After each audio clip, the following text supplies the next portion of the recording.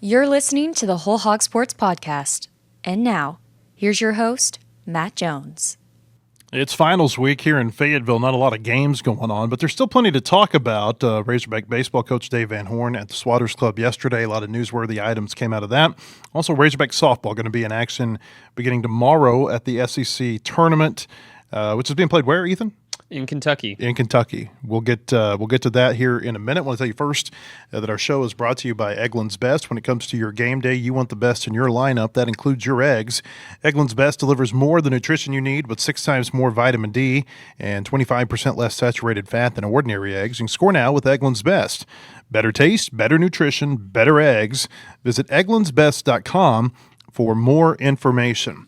Also brought to you by Bentonville Glass. They've been serving their community since 1971. They're committed, professional, and versatile.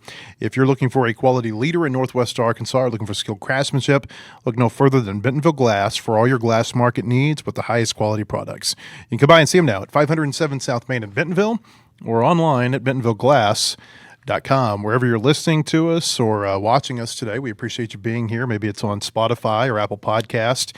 You can listen to all of our podcasts there by searching for Whole Hog Sports. We also put videos up on our YouTube page. I believe we're live on our YouTube page too.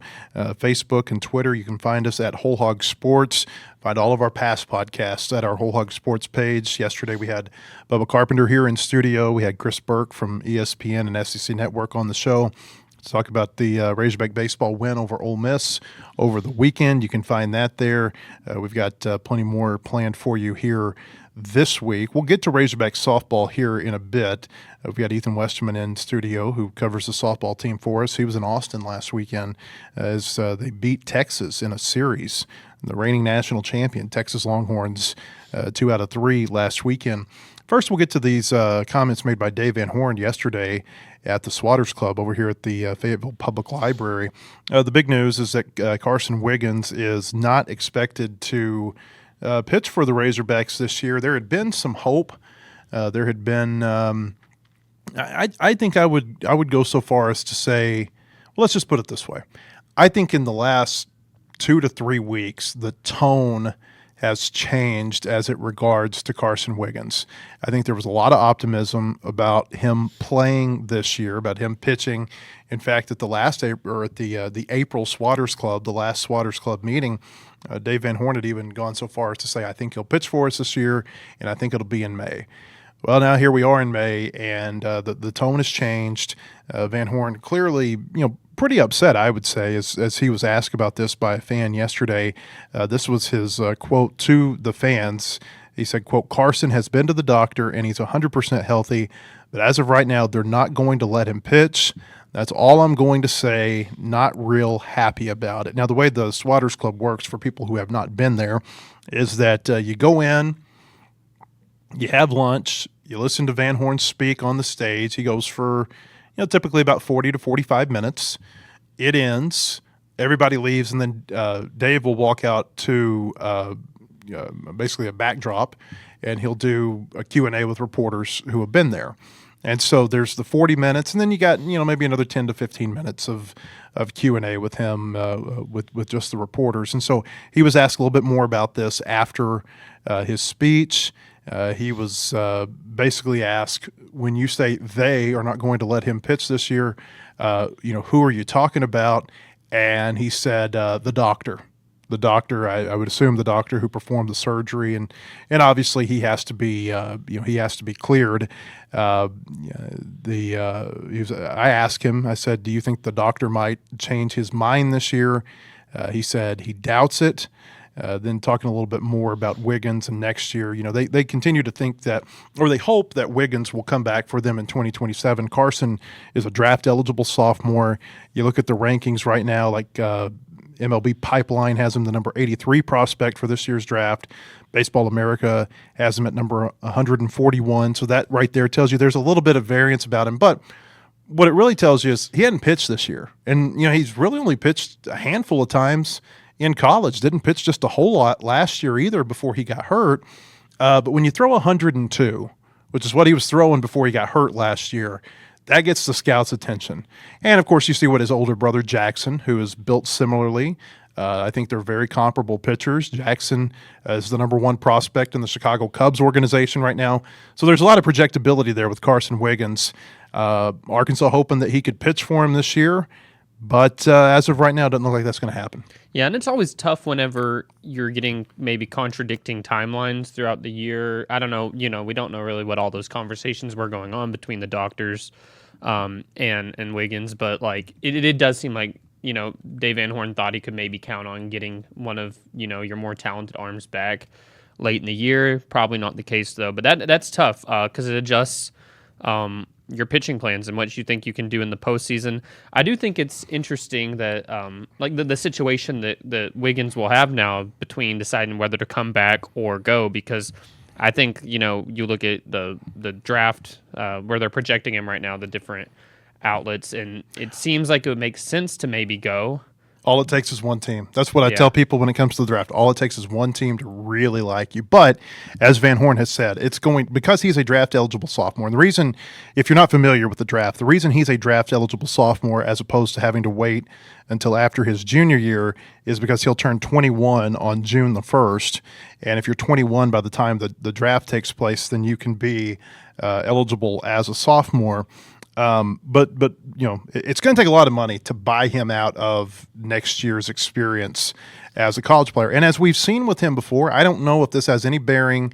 Obviously, this was before he got hurt, but he has passed up the money before. He could have gotten a significant amount of money out of high school and never come to college in the first place. Yeah, I don't know if that has any bearing on what his decision will be coming back for his junior year or not. But that's certainly, I think, worth keeping in mind. I also think this is worth keeping in mind. This is what Van Horn said. He said, talking about Carson Wiggins, he said, he's not happy about it. Believe me, he wants to pitch. And he said, that's probably all I should say on it. Yeah. I've always been, kind of wondering with baseball players, since so many leave early college to go MLB. Say a player like Wiggins, for example, say he did decide to go to the MLB and he got bought out of, I guess, how much it would cost to come back to college. You've already done a lot of school at that point. Do a lot of these players do online school and finish up their college degrees when they get to minor leagues, or how does this usually work? Well, so a lot of times when you get drafted, and I don't know if this works when you get drafted out of college. I do know that often when you get drafted out of high school, the organization that drafts you, they will pay for your college. I don't know if that agreement's in place for players who have already, completed most of their coursework. I don't know exactly how that works. And I don't know how many come back and finish school. But you do see, pretty often a player will come back. I say pretty often. You do see instances of when a player will come back and finish his degree. So I don't know the answer to that. I just feel like that's got to be tough to do that much school and then leave, and you have your degree that you're pretty close to finishing up, I'd assume. There's so many things that go into play whether people leave for pros if they can or not, and it's just one of those elements that I think you definitely have to take into account, that a lot of these guys have already taken a lot of credit hours and they're probably nearing their degree, which is still important to a lot of people. Like I know people all the time with college athletes now kind of diminish, and I think maybe there's this is coming from a pretty grounded place in a lot of sports, how much they care about their education. But there's a lot of athletes that still, like, the degree is extremely important to them. So I don't know, but it definitely you hear Dave Van Horn's comments on this whole situation, and it's easy to know that there's not many people that are super happy about this right now. I've been pretty consistent, on saying all year that I felt like there were going to be a lot of voices that were going to be involved in whether or not Carson could pitch this year for the Razorbacks. Clearly, it seems like you've got coaches want him to pitch. The player, by all indications, he wants to pitch, but there are more voices than that are part of this process. And I was asking you before we started this, just like, what is the normal timeline for Tommy John surgery? And it seems like this is probably pretty on pace to just how it goes most of the time. It varies, but I mean, kind of just my general rule of thumb has always been with Tommy John at least 12 months. There have been players who have come back from it sooner. There have been players who it takes longer for the rehab. But that's just kind of always been my general rule of thumb. And that's why whenever, Carson got hurt last year, he got hurt I think it was April 27th at Florida. And then it took a little while, I say a little while, like maybe a couple, 3 weeks. I'm not exactly sure of when it happened, but for him to have the surgery. We didn't realize that he had the surgery, actually. What tipped us off to it was the selection show. And, they show Arkansas watching the selection show, and he's there. He's got the brace on the arm. Yeah. And Van Horn got asked about it, on Memorial Day after the selection show. Said, hey, we saw Carson Wiggins, did he have surgery? Because I think the initial thought was that he had gotten injured, but it didn't rise to the level of needing a surgery. But all of that is to say, the timing of it last year and the fact that he was a draft-eligible sophomore, I think there was a natural inclination last year to think that he may have thrown his last pitch as a Razorback. Whether or not that's going to be the case, we'll see. But as of right now, does not look like he's going to pitch for Arkansas this year. Another big story, or a news item, I guess, that came out of the Swatters Club yesterday is that DJ Baxendale is going to become the baseball GM. This is going to be effective July 1st, although I suspect he's probably going to be doing some GM-type work beforehand. And I think that there's a little bit of a dovetail, too, between the work that he does for the program already, which is as a director of analytics, and what a GM will do. Because, in that analytics role, you're watching a lot of video, especially during the off season, trying to, I think, figure out which players or kind of comb through data and figure out which players fit what we want to do, which players fit the needs that we have on the team. And so this is going to be his role. He's going to be the GM for baseball. The best I can tell, this is going to be kind of an extension, a branch off of Remy Cofield's office. Remy Cofield, obviously the GM for the athletics department. Maybe I guess I would just say the athletics department at large.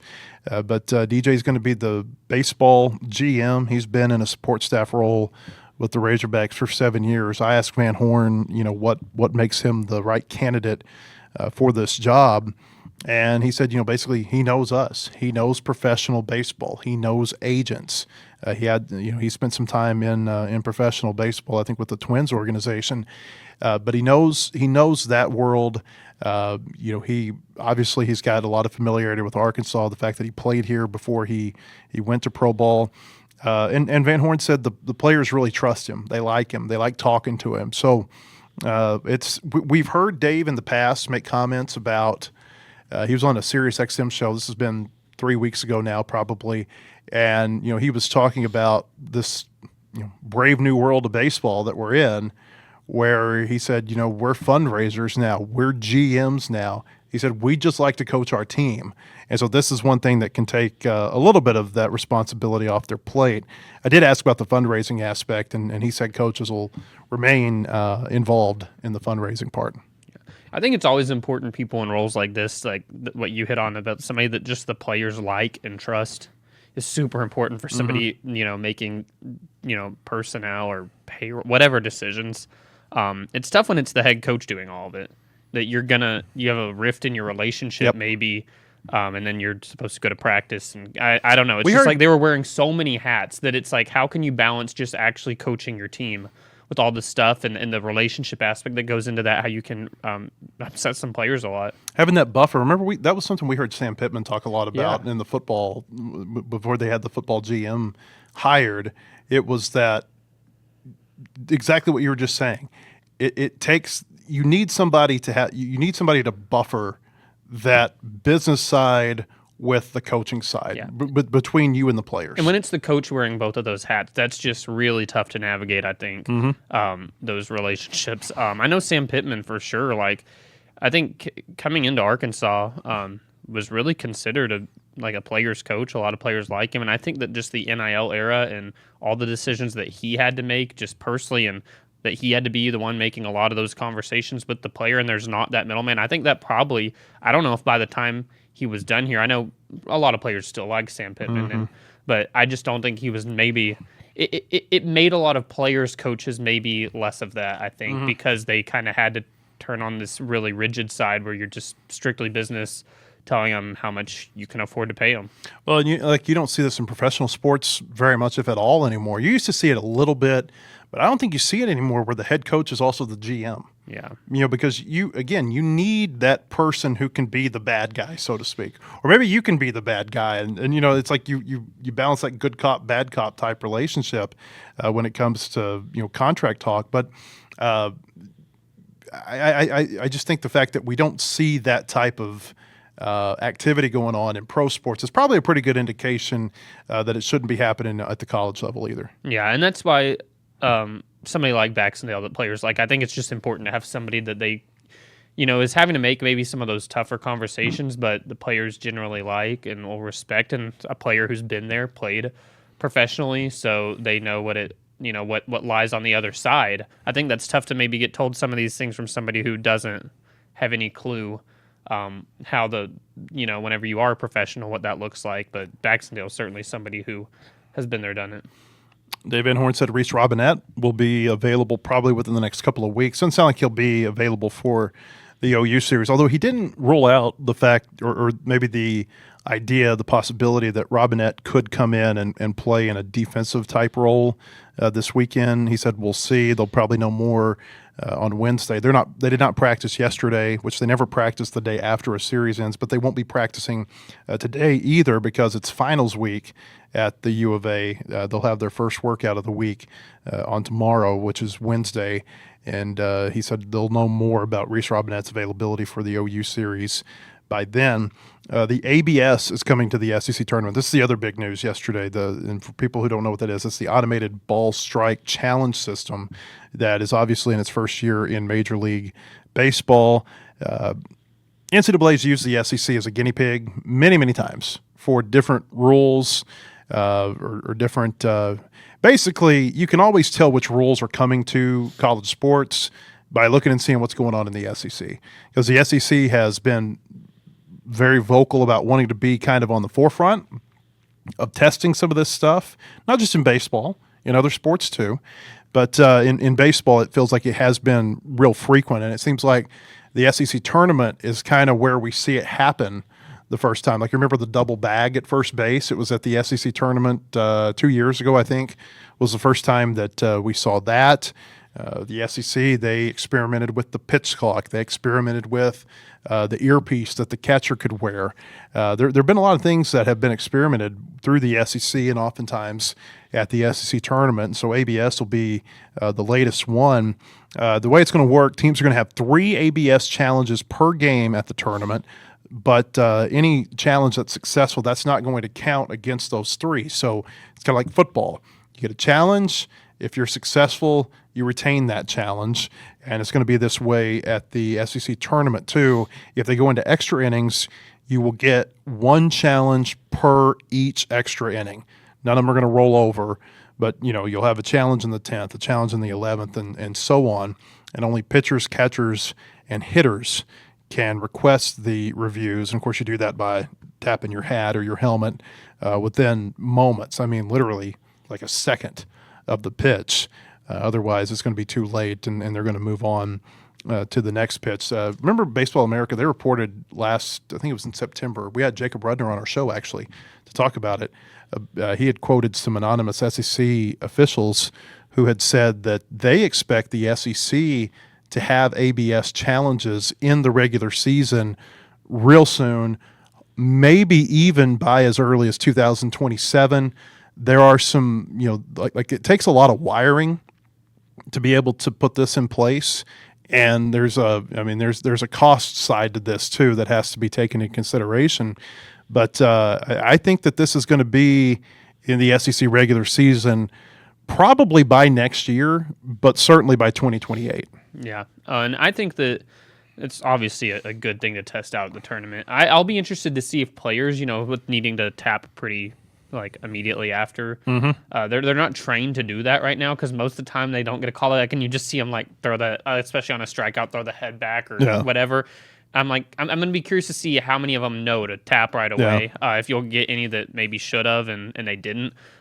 Just because it's not natural for them. But I do like that this is something that you don't lose your challenges if you're successful, because, I mean, if there's 8 terrible calls in a game and you only got 3 to challenge and you waste them, sometimes that I don't know. It's just frustrating if you had only a small assortment of challenges. But I do like that you keep it if you're successful, because I think a lot of times we see a lot more than 3 bad pitch calls in a game. You're going to figure out pretty quick who knows the strike zone.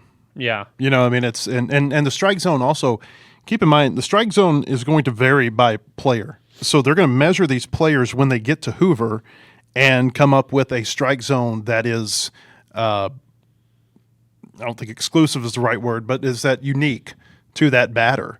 Yeah. So I'll be interested to see like how many teams are out of challenges by say like the 3rd inning. You know what I mean? Because they're real gung ho and eager to, to try to get one of these overturned. That's one of the strategies I think coaches are going to have to talk to their players about before they get down to Hoover. And you wonder how many of them are going to call up their coaching friends that are in the pros. Just like, do y'all have any like sort of ground rules for like don't use a challenge in the 2nd inning? Yeah. Like just kind of the general things that the pros use for this. But I like it. I think don't this is really use great. a challenge on a 1-0 pitch With 2 outs. Right. Yeah, it's like I mean, just like everything else in college sports, coaches use analytics a lot. I'm sure there's a whole analytics guide with these challenges that the pros have come up with, just because it's not worth it sometimes, even if you would win it. But since you maintain the challenge, I think it's one of those things where if it's obvious, you just do it anyway. But if it's borderline, I wouldn't mess with it if it's something that could cost you one when the innings are a lot later. But I do think the SEC has been at the forefront of a lot of these things. I even like the going to the office on reviews. They were, I feel like, the first ones on that to where there's like the central. You're right. That was at the SEC tournament, if I remember correctly, where they did that the first. It feels like SEC in baseball has been kind of like what the NIT has been in basketball, where you just experiment stuff, and a lot of times you see it stick. I remember, which it's weird that it stuck, and it, the women's game uses quarters. They did quarters in the NIT basketball one year, and then didn't do it for the regular. They still haven't. I mean, it still halves, which is kind of confusing. But there's a lot of things that did start in the NIT, like they moved back the 3-point line, 2019 NIT, and then it was back for all of the regular season, everything the next year. So I like this though. I think the clock will change on the men's game at some point. It'll become quarters. And I would like to see the quarters implemented. I kind of hate advancing the ball, which women's game you can advance it with a timeout. NBA obviously you can advance. I like basketball where you don't do that, but it does make for some exciting finishes. Yep. I think that whatever can help with TV and making more thrilling finishes, and you'll get 2 extra buzzer beater chances every game when you add those quarters. Wouldn't shock me if men's basketball follows the same route. Arkansas baseball up to number 18 in the USA Today baseball coaches poll. OU comes in here this week. They'll be number 21. Ole Miss fell to number 23 after that series loss in Fayetteville. Basically, Arkansas and Ole Miss, they kind of just flipped spots. So Arkansas was number 22. Ole Miss was number 18. Now Arkansas is number 18. Ole Miss is number 23. One more baseball note.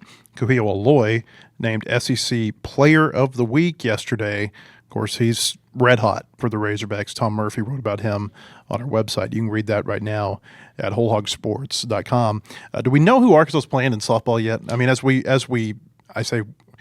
I'm used to saying as we record, now that we're live, as we live record our show here, do we know who they're going to play yet, or probably not going to know before this is over? No, I have it up on my screen while we're recording this. So the 2 teams that Arkansas could play are Mississippi State or Kentucky. Kentucky's the host of the tournament, but they're the lowest seeded team they won 1 game all regular season. So if they could beat Mississippi State, who's a fringe top 16 team, that would be great for Arkansas had a great series against Mississippi State earlier this year. Yeah, I mean, it was a wacky series because they won it 2-1, but they were shut out of a lot of innings and just poured it on real quick. Like they had an 8-run 5th inning or something in game 2 that all of a sudden, like in a matter of 5 ABs or something, just poured it on and ended in a run rule. But Mississippi State can really pitch it. I think Kentucky would be a much more favorable first round matchup. But at this point in the year, like I don't think they like. You don't care if whoever you're playing is tough. Like, you just expect that. I mean, you got to bring your best stuff. But I think that if they were to face Kentucky, it would, like, a team that won 1 game all regular season, it would be shocking if they won 2 in a row at the tournament. But, hey, weird things happen in the postseason, so. I think Kentucky's at home. They're playing for their lives. You're right. Things can happen. You were in Austin last week. I thought that when Arkansas won that game over OU, and when they were competitive in the other one, but especially by winning a game there, I thought that removed any doubt about if they were going to be a top 8 national seed, which means that they get to host, both rounds at Bogle Park, assuming that they win the first, the regional weekend. Winning 2 out of 3 at Texas. I mean, number 5 team in the country at the time, reigning national champion. Texas is a great softball program. And so I think to go down there and win on their home field in the final, the final series of the regular season, they moved Arkansas to number 1 in the RPI. Am I right? Yeah, they had. I mean, there's no doubt they're going to be a national top 8. I kind of went into that series thinking they needed to win one to feel. I thought they could honestly maybe get swept and you'd still would get one, but I was like, if they win one, they're good. Winning 2, I think, removes every bit of doubt. I mean, they're number 1 in RPI. They're number 1 in strength of schedule. How do you? There's no way that if they're not a top 8 national seed, it would be a stunner. It would be. I hate the word unprecedented ever since COVID. It would be unprecedented, though, if the team with the number 1 strength of schedule and number 1 RPI was not a top 8 seed. I think the better question is, will they be in the top 4? Because now how the NCAA tournament works now, they just got rid of their kind of random 17 through 32. Now you get buckets where seeds 1 through 4 would be pitted against probably the closest geographical team from seeds 29 through 32. They're going to rank the number 2 seeds, and it's the first time they're doing that. And they're doing that in baseball this year too. Yeah. They've never done that in either. And what's sport. really important about, I'd say, getting a top 4 is that, I mean, it still will be geographic considerations, I think, for who you're pitted with against the strong 2s. But since there's buckets 1 through 4, 29 through 32, say the strongest out of that lower bucket. The closest to you out of that lower bucket happens to be the 32, and Arkansas was the 4. You're thrilled about that. But say you're the 5 seed and you get that other bucket, and all of a sudden your 2 seed is the 25. Yeah, the best, the closest geographic that's the strongest out of that. I mean, still you're a higher seed. You should be able to handle business, but it does make some differences. I think that's the only question now is, can they be maybe top 4 seed, which I think they have how they do the SEC tournament could impact that, but they have a good shot, I think, either way. I don't see their RPI dropping below 2, no matter what happens at this tournament, because they're only playing their path would only be playing really good teams. So their strength of schedule should remain number 1. They got Dakota Kennedy back. What do you think that means to them? Yeah, Courtney Deifel said going into the series that we would probably see her in some capacity, which I think just kind of screamed either pinch hit or be the designated hitter, designated player in softball in the lineup, and she was that every single game. She really struggled at the plate, and I think that a lot of that was probably more mental because you haven't been facing that sort of live pitching in a couple weeks, and obviously I don't think we'll see her back in the field this year. I think that we'll see her at the plate. You just see her run the bases right now, trying to.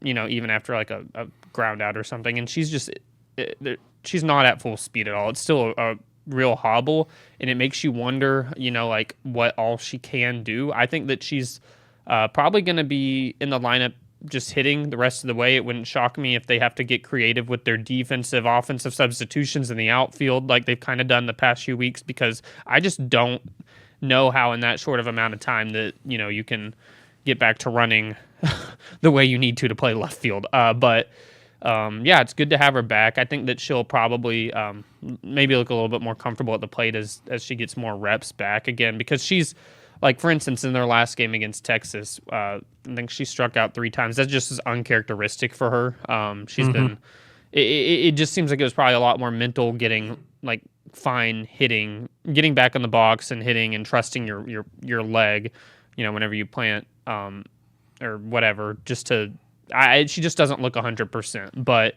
she's nonetheless a real presence in the box, and I think that we'll see her still hit, but it'd be big for them if she can, provide some pop there in the lineup as it goes on. She was arguably, before she got hurt, she was in the running for I don't think she'd win SEC Player of the Year, but her stats were all so high up there that she would at least be in the candidate for that, and especially newcomer of the year that they have in the SEC, because transferred from Arizona. I think she was strongly in the mix for that.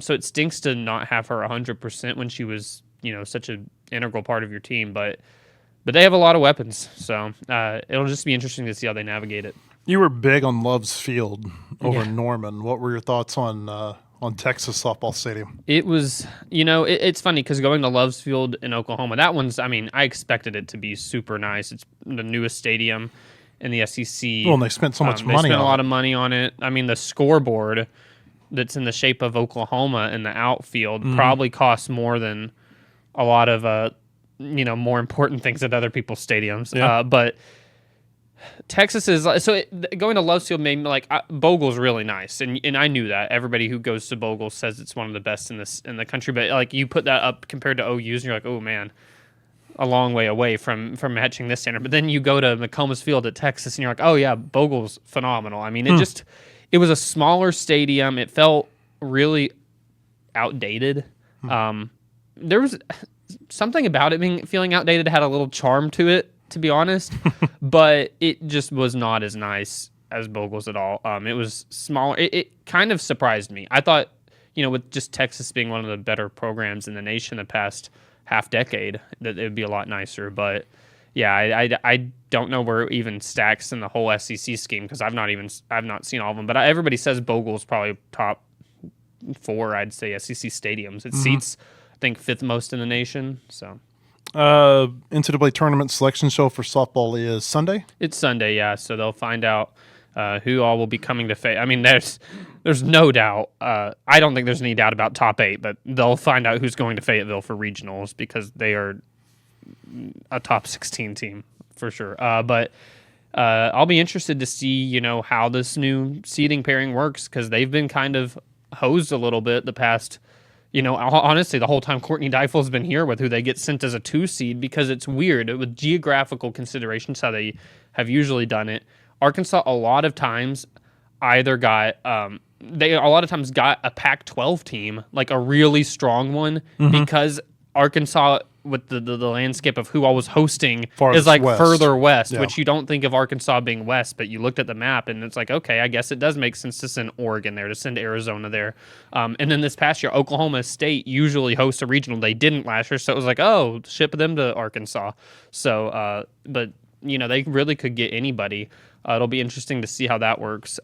But they'll get a 2 seed. That's why it's so important this year now to how high you finish in that top 8, because they should get a 2 seed that is not one of the stronger 2 seeds in the nation because they're one of the strongest 1 seeds. I think it was Haley McClaney on Rally Cap the other day on SEC Network who picked Arkansas to win the SEC tournament in softball. Yeah, well, it's funny. She she said she wouldn't be surprised. That was the topic if Arkansas, and then she had to pick the winner, and she picked OU. Okay, but she said she wouldn't be surprised. It was Tori Vidalis, who's a former Texas A&M star. She last week they did a little thing of just who they think is the most poised to not only get to OKC but make a run, and she picked Arkansas. I just think that's kind of everybody sees their schedule, and it's one of the few teams in the SEC that I say one of the few. There's a lot of them that could win it, but one of the ones that for sure just based on the schedule they've played, they're legit because they've played everybody. You look at the poll this week. I think they've played out of the top 10, almost every SEC team that's in the top 10, they've played them in a series, and that's just the draw that they got. But then a lot of them have been on the road. They went to number 1 Oklahoma, to number 3 Alabama, to number now 6 Texas, and then they hosted number 8, I think, Florida for a series. So it's they've played elite teams all year, and every single away series that they played in the SEC was against a team that is now ranked in the top 17 or 18 or higher. So tough schedule, really tough schedule. Honestly, you look at it and you compare it and you're like, how did this even happen? But maybe next year they'll get there's no such thing as an easy schedule in the SEC, but maybe an easier schedule. That's what I told everybody this year when they were talking about Razorback baseball. Oh, well, you don't have to play Tennessee or Texas or A&M or LSU or Vanderbilt. And the funny part about that is I bet they wish they could play LSU or Vanderbilt this year because neither of those teams are playing real well. But, what I would always say is the next easy SEC schedule will be the first easy SEC schedule. Well, and That's the thing. It's like there's easier SEC schedules, but none of even the easiest SEC schedule is still tough. But I do think it is revealing. I kind of did this breakdown on Sunday where I compared how many of the overall games that teams. I used the latest top 25 poll, the top 16 teams, because those are, I guess, a good way to measure maybe who could host a regional, and how many of your regular season or conference games were against those teams. And then I also did road games against those teams. Arkansas played 75% of its conference schedule against top 16 teams, and half of its conference schedule was on the road against top 16 teams. And you look at this, like how many games these teams played, and it's almost like I got asked instantly on Saturday after they lost and earned the 7th seed, like, how is this team a 7th seed? Because they're ranked 7th nationally. How are they 7th for the conference tournament? Like, it's just their schedule. You look at, I listed those teams, how many they played against top 16 teams, what percentage that made up of their conference schedule, and it was almost like a death penalty at the top. Like, for the teams that played the most, they're just at the bottom. Then you go to the bottom, and it's like all the teams that are above Arkansas. And the thing is, Arkansas wasn't far away from having a better record from a Tennessee, from an A&M. So it just makes you wonder, had they had an easier schedule, if they could have, I think they could have made a push to win the conference. I really do. But instead they're 15-9. But I think that you'll take a 15-9 record, knowing what you have and knowing what you've done. You'll take that any day of the week than maybe false security from a better record. That's a good point. That's not proven. I mean, this 15-9 was a tough 15-9 that they got. It's the type of record that can potentially get you to Oklahoma City. Yeah, and because nothing's going. You're not going to see anything in a regional or a super regional weekend that you haven't seen already during the season. And I said this before the season. Actually, I said I think that you would rather. I looked at their schedule and you knew it was tough, but I said I think you'd rather finish 6th or 7th in the conference and know what you have. But I didn't think, honestly, I thought 6th or 7th would be a worse record. Like, it was an anomaly also that Arkansas with a 15-9, just the way things shook out, was a 7 seed. That's never happened before. 15-9, the past 5 years would have earned you a top 4 seed. It just shook out weird this year. But I thought even a worse record in the conference portion of their season and finish 6th and 7th, you'd feel better about that with that schedule than you would, a higher finish with a pretty weak schedule. I say pretty weak. Like I said, none of us super, you can't get too weak in the SEC, but you look at Tennessee's schedule, and I think they played 3 out of their 24 conference games on the road against top 16 teams. I don't know how tested they are, so we'll see. You can read all of Ethan's softball coverage at our website, wholehogsports.com. Once we find out who Arkansas is playing, there will be plenty of coverage there about that game. Obviously, the game tomorrow when the Razorbacks play, it's going to be at 1 o'clock first pitch Central Time. Approximately. It's going to be 35 minutes after the first game is the technical, but they say approximately 1 p.m. So yeah, of course, weather, game time, or game length of the game. There's all kinds of things that can throw these off. Today's games were supposed to start later, and there's rain supposed to roll in tonight in Lexington, and so they bumped up the first game to 10 a.m., so that's ahead of schedule. Who knows? It feels like every single year these conference tournaments, you cannot escape the weather at some point. Last year, they had to have co-champions. Because the championship got rained out. So there have been, in the past 5 years, 6 different SEC champions, but it's kind of Arkansas's in that bunch because they won in 2022. But I don't think that it would surprise me if this is the year, or maybe Alabama could do it. I don't think they're in that group, but it would surprise me if there was if this year didn't break the trend. Yeah, this year I think will probably be a repeat. You can read all of Ethan's coverage at our website, wholehogsports.com. We got baseball coverage there too. We'll be back with another show tomorrow. Hope to see you then. Have a great day, everybody.